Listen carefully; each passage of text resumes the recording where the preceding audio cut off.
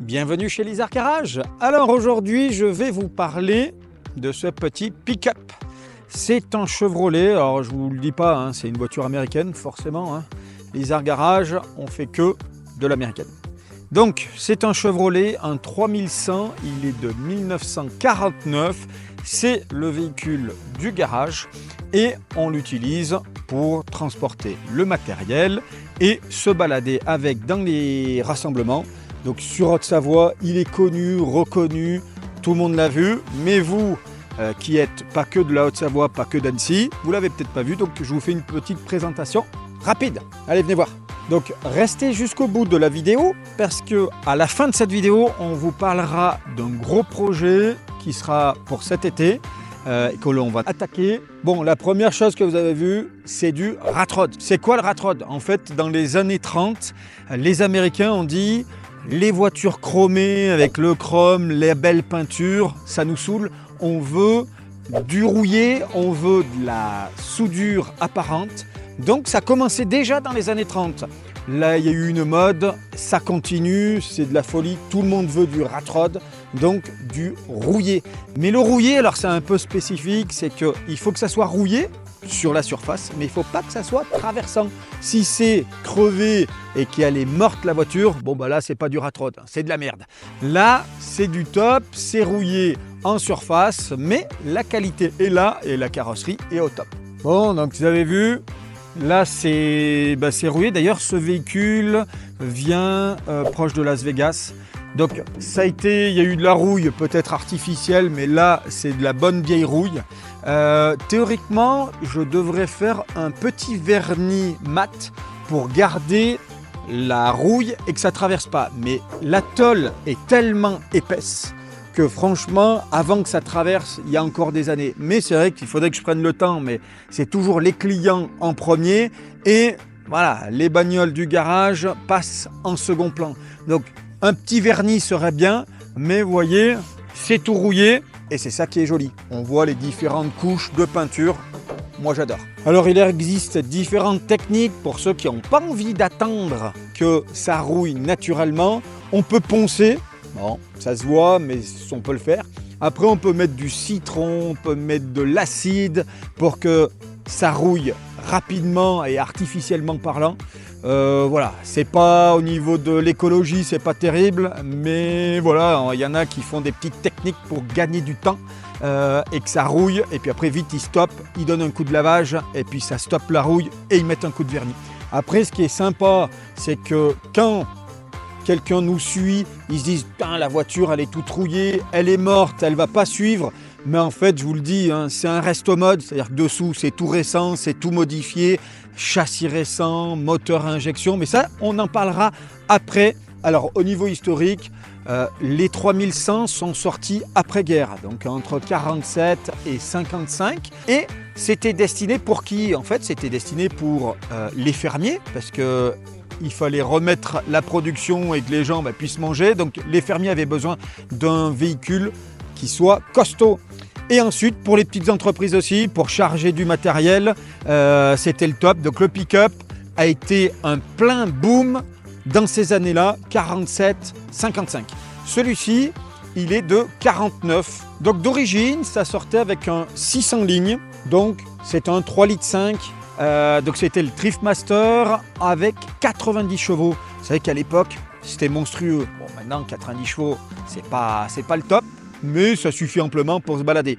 La boîte de vitesse, c'était une boîte méca, donc en 3 rapports. Franchement, effectivement, c'est top pour les fermiers parce qu'ils avaient des longueurs, surtout aux États-Unis, des centaines d'hectares. Mais vraiment pour chez nous, boîte méca, putain, c'est vraiment la loose totale, c'est chiant. Il faut faire le double débrayage d'ailleurs, regardez la vidéo. C'est pas, voilà, pour se balader du cruising, c'est pas le top. Ça a été un succès fou. Le pick-up, les Chevrolet a explosé grâce à ce 3100 après-guerre. Tout le monde a voulu en acheter. Bon, vous avez compris, hein, le rat rod, ça vient d'où? C'est Las Vegas, c'est là où tout commence. Voilà, fini le blabla, l'historique. On va parler de ce véhicule, celui de chez Lizard Garage. Donc il a été modifié, c'est un resto mode. Ça veut dire quoi? Ça veut dire que le châssis est récent, frein à disque, moteur à injection, direction assistée, climatisation. Bref, il a tout d'une voiture récente, confortable, sécurité au top, boîte automatique. Donc c'est le top à rouler. Moi personnellement, 15-20 000 km à l'année me fait pas peur avec ce véhicule. On l'a déjà fait, je l'ai déjà fait. Et voilà, c'est un véhicule idéal pour être vu, reconnu et se faire plaisir. Et avec une gueule, voilà, il a été rabaissé aussi. On va en parler rapidement. Donc le châssis, c'est classique, c'est du Chevrolet S10. Alors ils les utilisent souvent, ces Chevrolet S10. Pourquoi? Parce que l'anthrax, c'est-à-dire le milieu de la roue jusqu'à l'autre milieu de la roue, en fait correspond idéalement à la taille du Chevrolet 3100. Donc on met un Chevrolet S10, le 3100 par-dessus, ça fait une voiture récente. Donc là, il est en position haute. On peut le rabaisser, on peut le remonter. Alors là, il n'y a pas de compresseur, mais il y a des amortisseurs. On gonfle avec le compresseur et hop, ça le monte. Mais là, il est en position haute. Les dodanes en France, malheureusement, il y en a un paquet, mais ça passe nickel. Allez, je crève le mystère. Le moteur, non, ce n'est pas un V8. Pourquoi? En fait, au niveau consommation, un V6, ça consomme moins. Et vu que je vous ai dit, c'est fait pour rouler, là on est en plein hiver, mais ça roule encore aujourd'hui. En plus, c'est un hiver frais, donc c'est bien agréable. Allez, je vais vous montrer. C'est un V6. Mais voilà, moteur à injection, la climatisation, il a tout. La direction assistée, le bon freinage. Donc c'est un 4 litres 3, le Vortex qui fait un peu moins de 200 chevaux, ça suffit amplement pour se balader. Bon, on va vous démarrer ce véhicule, on va vous faire écouter ce bruit. Vous verrez, vous m'en direz des nouvelles. Allez, je vais le démarrer.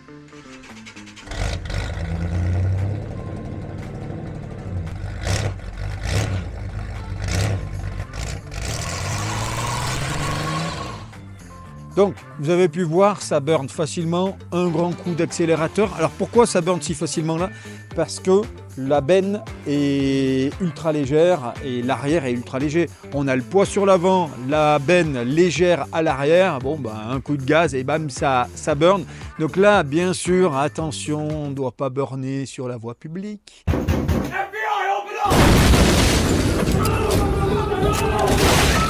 Le bruit, vous avez entendu? Franchement, on dirait un V8. Et on a fait exprès. La ligne d'échappement a été fabriquée sur mesure. Bon, voilà, c'est juste une caisse de résonance qui permet de faire un doux bruit de V8. Alors oui, quand on accélère haut dans les tours, on entend que ça ne fait pas le bop bop bop bop parce que c'est un V6.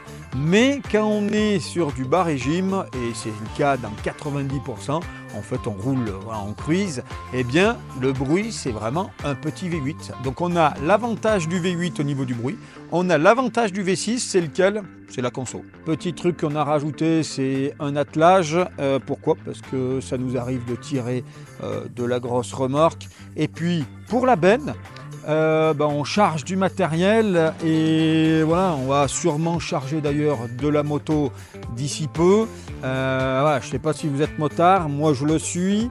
Et c'est vrai que les crosses, les motos, je suis grand fan. On va charger bientôt un petit 500 CR. Je ne sais pas si ça vous parle, la communauté. Voilà, un Honda 500 CR dans cette benne.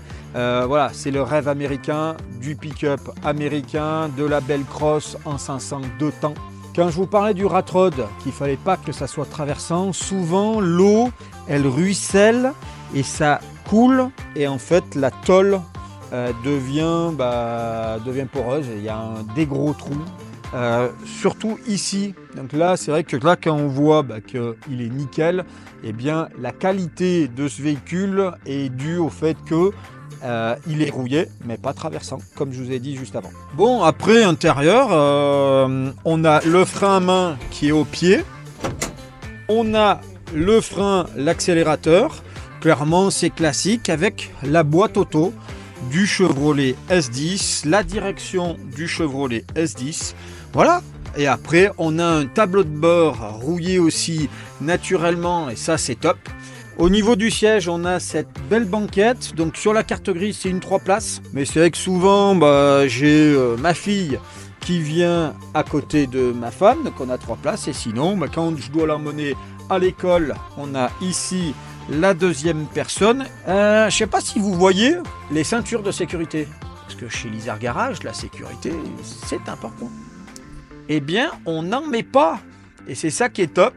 On passe devant les gendarmes, la police, sans ceinture, et c'est légal. Pourquoi ? En fait, ces véhicules ont été produits, je vous l'ai dit, dans les années fin 40, début 50, et il n'y avait pas de ceinture de sécurité. Donc, pas de ceinture à l'origine égale pas de ceinture aujourd'hui. Pareil pour le contrôle technique. Est-ce qu'il y a un contrôle technique sur ces véhicules-là ? Eh bien non. Pour les véhicules avant 1960, pas de contrôle technique. Ça fait des économies. C'est sympa, on n'a pas besoin de l'emmener. Mais franchement, moi je vous conseille quand même de l'emmener, de faire un check-up au niveau freinage. C'est important. Et pareil pour la vente.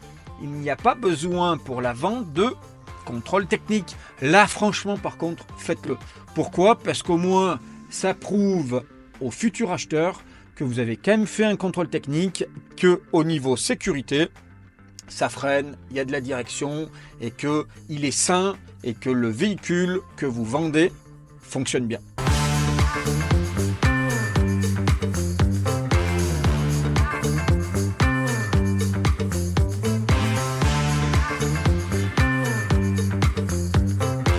Bon allez, là on va aller chercher de l'essence. Et puis ça sera l'occasion de vous parler donc de ce futur projet. Je vous en avais parlé, je vous avais dit, restez jusqu'au bout. Alors, ce véhicule-là sert pour le garage, mais on a l'intention de faire un food truck. Donc, dans la benne, on va mettre une caisse que l'on va fabriquer pour pouvoir proposer la vente de sushis.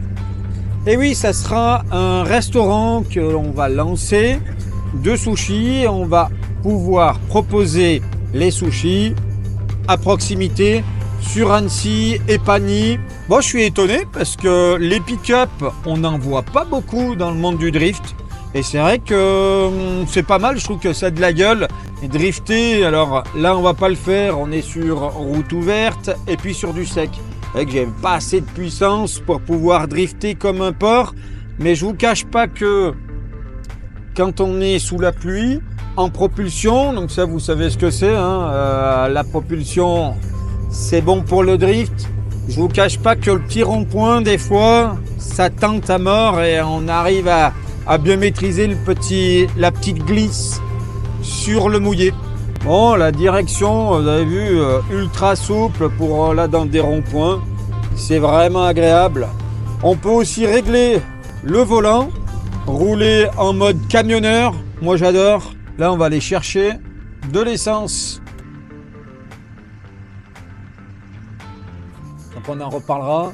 Sur ce véhicule-là, on met du samplon 95, mais sur des véhicules anciens, on refera une vidéo et je vous expliquerai un peu ce qu'il faut mettre comme essence.